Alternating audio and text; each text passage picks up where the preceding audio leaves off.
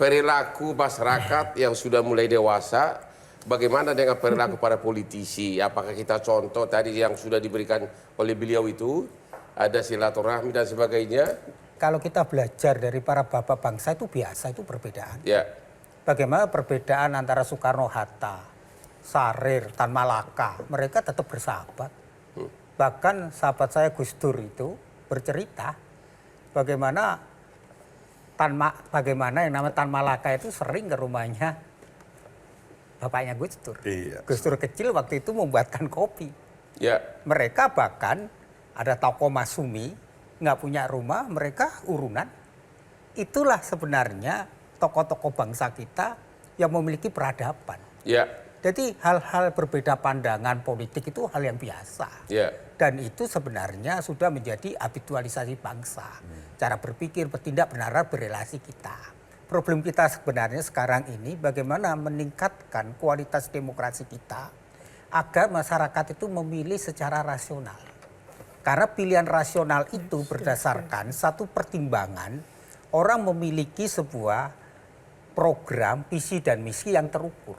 Sehingga ukurannya jelas, seorang menjadi misalnya memilih gubernur, bupati, wali kota, apa yang diukur?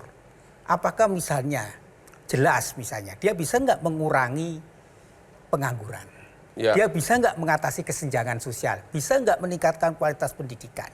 Sehingga dengan cara itu rakyat itu mendapatkan kesadaran dalam berpolitik untuk memilih pemimpin itu tidak seperti kucing dalam karung. Lah, problem yang harus kita atasi adalah tingkat pendidikan kita yang rendah ini. Ya. Jadi hampir kalau kita mau jujur, milenial kita itu rata-rata tingkatnya belum lulus SMA. Bahkan di tingkat SMP aja belum lulus. Lah itu persoalan kita. Jadi ada masalah besar bangsa ini yang harus kita pikirkan adalah kualitas demokrasi itu tergantung kualitas pendidikan. Ya. Kalau mutu pendidikan kita sampai sekarang seperti ini nggak diperbaiki, demokrasi kita ya semakin merosot. Di malam Fitri ini, Bapak menghimbau agar pemerintah meningkatkan anggaran untuk pendidikan, begitu? Saya mulai sejak awal, pendidikan itu kunci. Ya. Ingat, kita merdeka. Itu karena apa? Kesadaran munculnya politik etis. Ya. Ketika politik etis muncul, yaitu pendidikan, mulai muncullah sekolah kedokteran.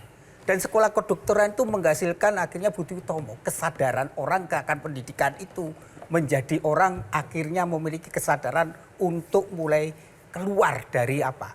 Rasa takut, rasa khawatir, tapi keinginan untuk merdeka karena tercerahkan.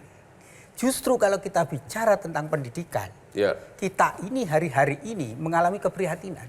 Ya. Karena pendidikan kita itu menjadi teknis dan mekanistis. Ya. Pendidikan tidak membawa apa yang dikatakan Ki Hajar Dewantara.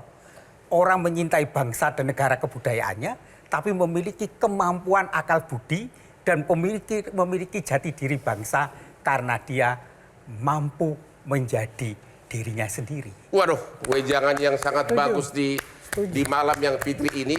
Saya pribadi memberikan pengalaman nyata dalam hidup saya tentang pendidikan. Ibu saya dari kecil, saya termasuk dari ekonomi berkecukupan, tapi ibu saya dari balik gunung.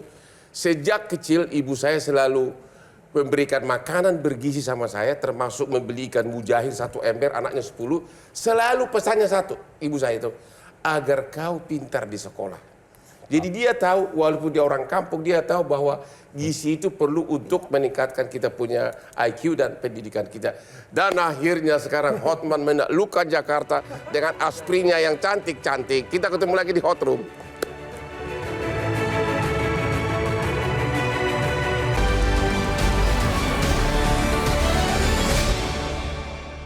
Dipersembahkan oleh